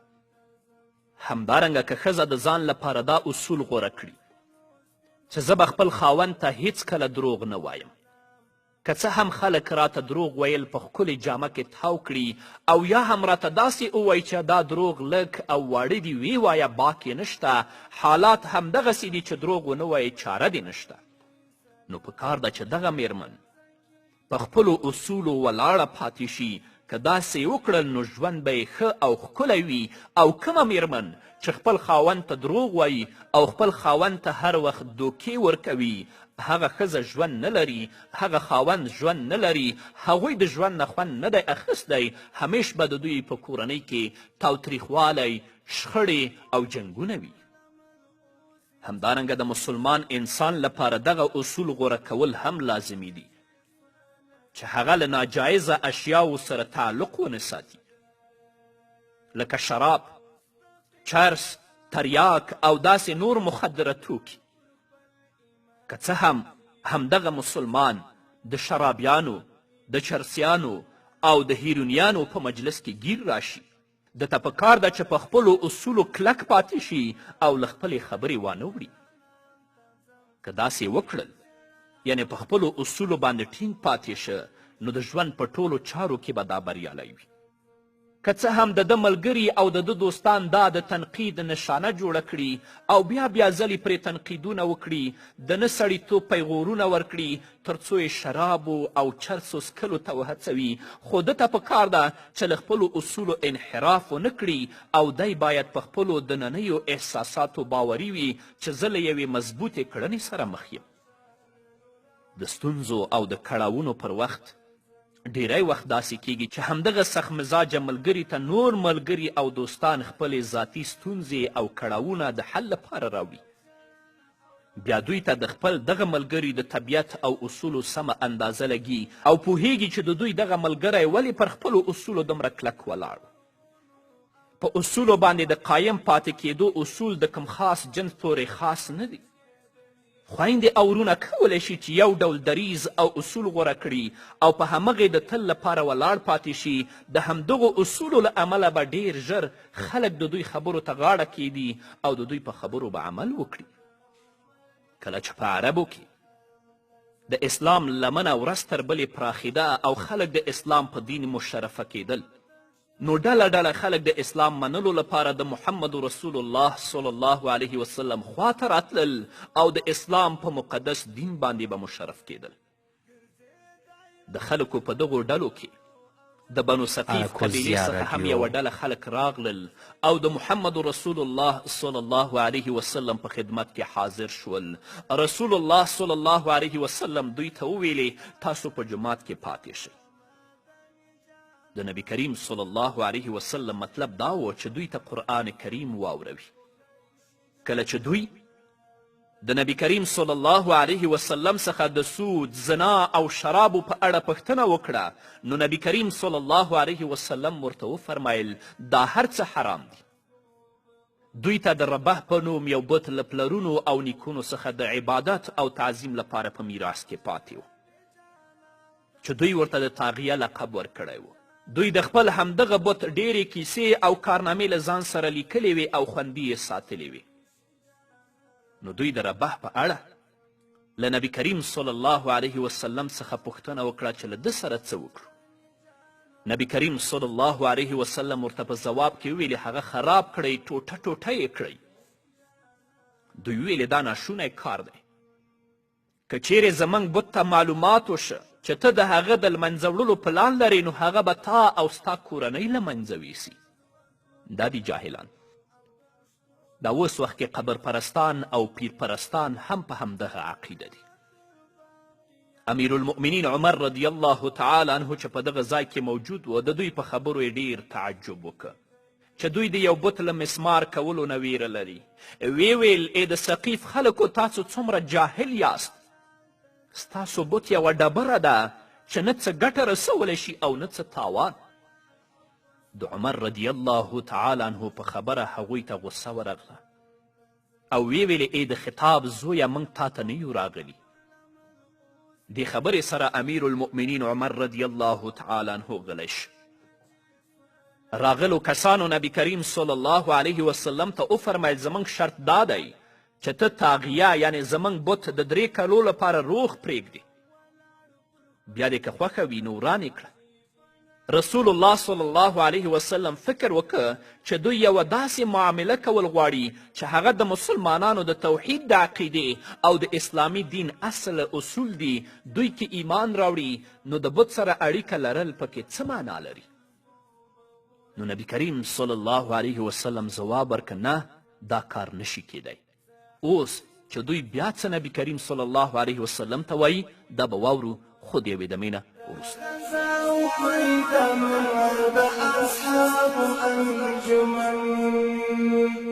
پر جذبه د پاک ایمان د قربانیانو د مدفن عرب جانم تزم مدني جانم تزم فجرع او سلقو قريش جانم تزم عرب جانم تزم مدني جانم تزم ځم په ژړا او په سترګو به قریشي جانان ته ځم.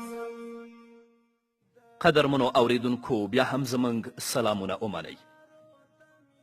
کله چې نبی کریم صلی الله علیه وسلم د نه ځواب ورک، هغوی ویلې سمه ده د 2 کالو لپاره یې پرېږده. نبی کریم صلی الله علیه وسلم بیا هم د نه ځواب ورک. هغوی ویلې د 1 کال لپاره یې پرېږده. رسول الله صلی الله علیه وسلم دا ځل هم ویلې نه، داسې نشي کیدی. کله چې دوی دا ځل هم د نبی کریم صلی الله علیه وسلم نه د منفي ځواب واورید، نو ویل یوازې 1 میاشت یې روغ پرېږده. خو نبی کریم صلی الله علیه وسلم ورته بیا هم ویلي چې هیڅ امکان نه لري. کله چې دوی پوه شول چې نبی کریم صلی الله علیه وسلم د 1 جز منلو ته هم تیار نه دی، نو معلومات ورته وشو چې دا د شرک او ایمان مسئله ده، په دې کې هیڅ خبرې کولو ته ځای نشته. آخر دوی مجبور شول او ویل ای د الله رسوله، نو داسې وکړه چې همته یې له منځه ویسه، موږ خو هغه ته لاس نشو وروړی. په دې ښار کې یو کس و چې د 40 کلونو راهیسې به د لمونځ نه و کړی، او ته به چې کله د هغه خواته نږدې کېدلې د 2-3 متره مخکې نه به د هغه بدبویي ستا دماغو ته راتله.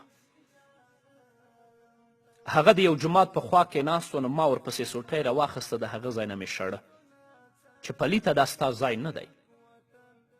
نو ځینې جاهلان هلته ول، ما ته ویلي چې دا د الله دوست دی، که ته دا د دې ځای نه وشړې نو په تا به څه وکړي. الله اکبر. انسان د الله په طاعت سره الله ته نږدې کیږي. انسان د الله په عبادت سره الله ته نږدې کیږي. انسان د محمد رسول الله صلی الله علیه وسلم د سنتو په تابعداري سره الله ته نږدې کیږي. هغه چې په کلونو لمونځ نه کوي، 5 متره مخکې د هغه نه د هغه بدبویي ستا پوزې ته رارسیږي، هغه به څنګه د الله دوست اولی شي؟ او ډیری جاهلان او ناپوهان ورتله، د هغه لاسونه به یې ښکلول. خو چې ما پسې سوټۍ راواخیسته، د دې جومات شاوخوا نه مې وشړه، سبا به خلک راتله ما نه یې پوښتنه کول چې څه خو یې در باندې ونه کړه. نو دوی هم نبی کریم صلی الله علیه وسلم ته وفرمایل چې همته یې له منځه ویسه، موږ خو هغه ته لاس نشو وروړی. رسول الله صلی الله علیه وسلم وفرمایل سمه ده، زه به د هغه ورانولو لپاره 2 کسان در ولیږم. له دې وروسته دوی وویلې موږ د لمونځ په اړه داسې وایو چې موږ لمونځ نه کوو، ځکه موږ دا کار نه خوښوو. معذرت غواړم چې زموږ کناټي دې اوچت وي او سر دې زموږ ښکته وي. رسول الله صلی الله علیه وسلم ځواب ورکړ، دا چې تاسو خپل بت په خپلو لاسونو نشئ ماتولی، له دې تکلیف نه مې بچ کړئ. پاتې شوه د لمانځه خبره. په هغه دین کې به هیڅ خیر نه وي چې په هغه دین کې لمونځ نه وي. نو تاسې چې لمونځ نه کوئ، ستاسو اسلام هم قبول نه دی. دوی نبی کریم صلی الله علیه وسلم سره په همدغو شرطونو هوکړه وکړه. رسول الله صلی الله علیه وسلم ورسره عهدنامه ولیکله، او ثقیفیان خپلو کورونو ته ستانه شول. بیا یې خپلو قومیانو ته د اسلام بلنه ورکړه، او هغوی پرله پسې اسلام قبول که او د اسلام په مقدس دین باندې مشرفه شول. له دې څخه 2 ورځې وروسته چې نبی کریم صلی الله علیه وسلم د بت ماتولو لپاره 2 تنه صحابه کرام ولیږل. په هغوی کې خالد بن ولید او مغیره بن شعبه رضی الله تعالی عنهما هم شامل وو. کله چې صحابه کرام رضی الله عنهم د بت ماتولو لپاره ورنږدې شول، نو هغه خلک لږ اندېښمن شول. د ثقیف د قبیلې نر او ښځې، کوچنیان او بوډاګان د نندارې لپاره له کورونو څخه د باندې راووتل او سیل یې کوه. دوی خو دا ګمان کوه چې بت هیڅکله له منځه نشي تللی او خامخا به د ځان ساتنه او دفاع کوي. په همدې موخه په دې تمه و چې هر څوک د بت ماتولو ته ور وړاندې شي، نو خیر یې نشته. مغیره بن شعبه رضی الله تعالی عنه تبر په لاس کې واخیست، خپلو مرګلو ته یې ولیدل او ویې ویل ګورئ چې زه څه کوم. تاسو ته به د ثقیف د قوم د خلکو د حال په لیدو خندا درشي. له دې وروسته مغیره بن شعبه رضی الله تعالی عنه بت خواته ور وړاندې شو او په پوره قوت سره یې په بت باندې ګزار وکړ. له ګزار وروسته یې ځان په ځمکه وغورځوه او پښې یې په ځمکه باندې ښورولې. ثقیفیانو چې دا حال ولید نو خوښ شول او ویل الله دې مغیره واخلي، نعوذ بالله من ذلک، زموږ بت دا مړ که، موږ دوی ته نه ویلې چې دا مه ماتوئ. له دې وروسته دوی صحابه و کرامو ته وویل اوس چې له تاسو نه هر کس غواړي چې بت وران کړي نو هغه دې ور وړاندې شي. دې خبرې سره سم دواره مغیره بن شعبه رضی الله تعالی عنه پورته شو او په خندا شو. هغه په طنزیه لهجه کې وویل ای د ثقیف خلکو ما خو ټوقې کولې، دا خو د خټو او ګټو او خښتو نه جوړ شوی بت دی چې د ځان ساتنه هم نشي کولی. له دې امله د یو الله وحدانیت ومنئ او یوازې د همغه عبادت ته غاړه کیږدئ. له دې وروسته ټول د بت ماتولو لپاره وړاندې شول. نور خلک هم ورسره شول. د بت په ماتولو او ورانولو یې لاس پورې که تر دې چې له ځمکې سره یې سم برابر کړ. دا ټول د محمد رسول الله صلی الله علیه وسلم په اصولو باندې پابندي او ثابت قدمي وو. که نه دوی خو ویلې چې 3 کاله یې پرېږده، 2 کاله یې پرېږده، 1 کال یې پرېږده، 1 میاشت یې پرېږده، 1 اونۍ یې پرېږده، اما محمد رسول الله صلی الله علیه وسلم ویلې نه چې زه به یې ماتوم. هغه د خپلو اصولو نه وانه وړې. دا واقعه ټوله په دلایل نبوت کې امام بیهقي رحمه الله په تفصیل سره ذکر کړې ده. همدارنګه د ترمذي حدیث دی. رسول الله صلی الله علیه وسلم فرمایی من طلب رضا الناس بسخط الله سخط الله علیه و اسخط علیه الناس ومن طلب رضا الله بسخط الناس رضی الله عنه و ارضى عنه الناس. چا چې د الله رب العزت د خفګان په بدل کې د خلکو خوشحالي او رضامندي وغوښتله، الله رب العزت به له ده څخه ناراضه وي او خلک به هم له ده څخه ناراضه کړي. او هر چا چې د خلکو د خفګان او د ناراضایي په بدل کې د الله رضا او خوشحالي وغوښتله، الله رب العزت به له ده څخه راضي وي او خلک به هم له ده څخه راضي کړي. نو همیش د الله رضا ولټوئ. که ته چیرته د بدعت، د خرافاتو او د شرک په وړاندې مبارزه کوي، په دې باندې الله خوشحالیږي. که خلک خفه کیږي خفه دې شي. داسې وخت به راشي چې الله به هم درنه خوشحاله وي، دا خلک به هم درنه خوشحاله وي.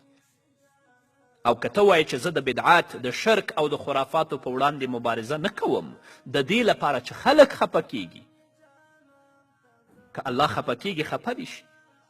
نو تا د خلکو د خوشحالي لپاره الله خفه که نو الله به هم درنه خفه شي او د خلک به هم درنه خفه وي. نه د الله رضا ولټوه، د الله خوشحالي ولټوه، په خپلو اصولو باندې ثابت قدمه پاتې شه. الله به دې د ژوند په ټولو چارو کې کامیابه ساتي. په همدې هیله قدرمنو اوریدونکو دا وه زموږ د نن ورځې خپرونه چې ستاسو درانه حضور ته وړاندې شوه. تر بلې خپرونې پورې چې زه بیا هم ستاسو درانه حضور ته راځم، تاسو ټول په لوی او بخونکي الله سپارم. پاتې ژوند مو نیکمرغه، ښاد، بریالي او کامیاب اوسئ.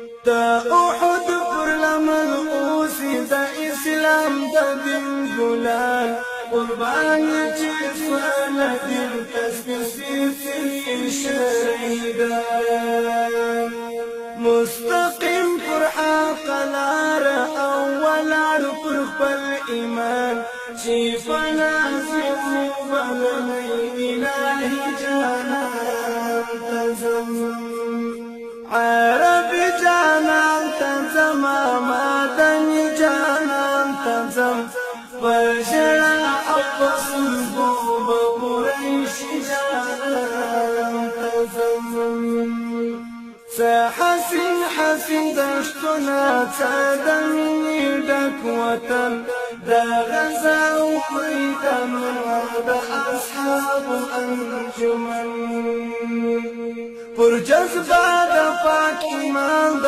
قربانیانو د مدفن چې نړۍ کړه روښانه روان جانان ته ځم عربي جانان ته ځم مدني جانان ته ځم په ژړا او په سترګو به قریشي جانان ته ځم کاشکي ګرځېدی پر غرونو او دښتو د مدینې سر به برګې وشکېدلې پر کوڅو د مدینې ګرځېدی پر مزارونو او جنډو د مدینې زه شکیم په خامخا د عمر جانان ته ځم کاشکي ګرځېدی په غرونو او دښتو د مدینې سر به برګې وشکېدلې پر کوڅو د مدینې ګرځېدی پر مزارونو او جنډو د مدینې زه شکیم په خامخا د عمر